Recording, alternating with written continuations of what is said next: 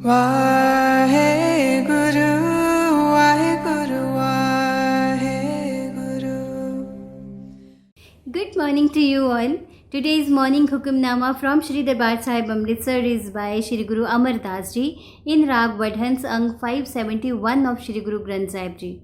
Let's read it, understand so that we can implement in our day-to-day life. Satnam Shri Vaheguru Sahib Ji Vadhans Mahalla Tija. ए मन मेरा आवागम संसार है अंत सच निबेड़ा Ram. O my mind, the world comes and goes in birth and death. Only the true name shall emancipate you in the end. आप पे सच्चा बख्श लय फिर होए न फेरा Ram. When the true Lord himself grants forgiveness, then one does not have to enter the cycle of reincarnation again. फिर होए न फेरा अंत सच निबेड़ा गुरमुख मिले वड्याई.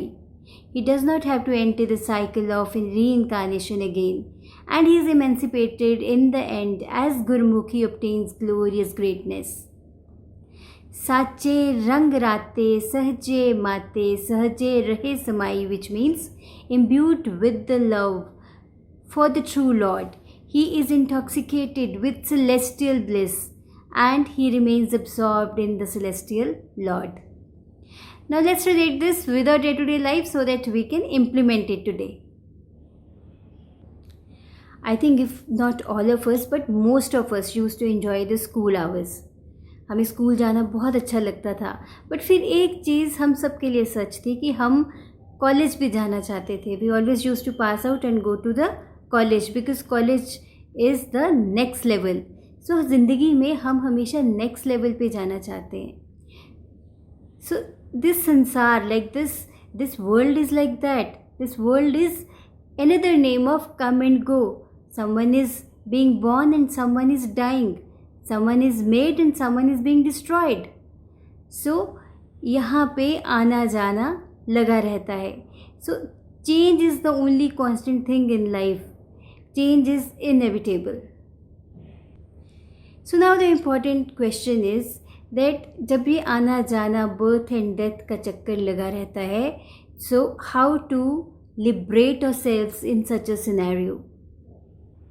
The only and the only key to liberate ourselves is to understand what is true, what is the truth. And what is the truth? Almighty. The name of the Lord is the truth.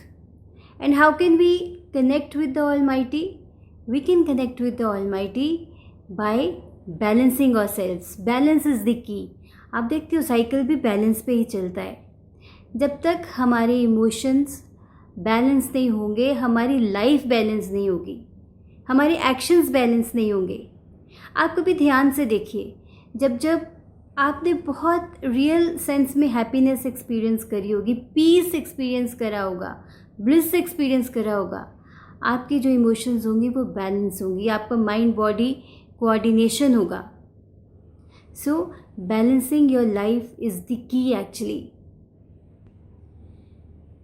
So try to create a balance in different areas of your life because आपके सारे areas balanced होंगे, आपके actions balanced होंगे, आपके actions balanced होंगे तो आपकी life balanced होगी.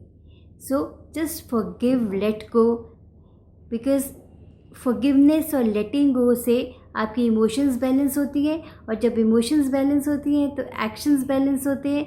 जब एक्शंस बैलेंस होती हैं तो that's the best way how we can connect with the Almighty, and when we connect with the Almighty we experience true happiness. तो आज एक असाइनमेंट करते हैं. आज पूरा दिन आप अपने इमोशंस को नोट कीजिए. कौन सी इमोशन है जो आप पे बहुत हावी हो जाती है और फिर वो आपको आगे बढ़ने ही नहीं देती.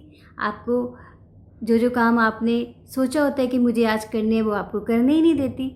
So today try to balance. Try to create a good coordination between your mind and body.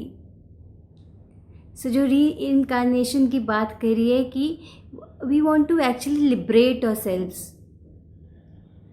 Because जब हम liberate होंगे तभी we will be at the best of our performance, we will be at the best of our happiness level. So create balance in your life. Balancing is the key. तो आज ये assignment कीजिए, पूरा दिन अपने emotions को balance करने की कोशिश कीजिए.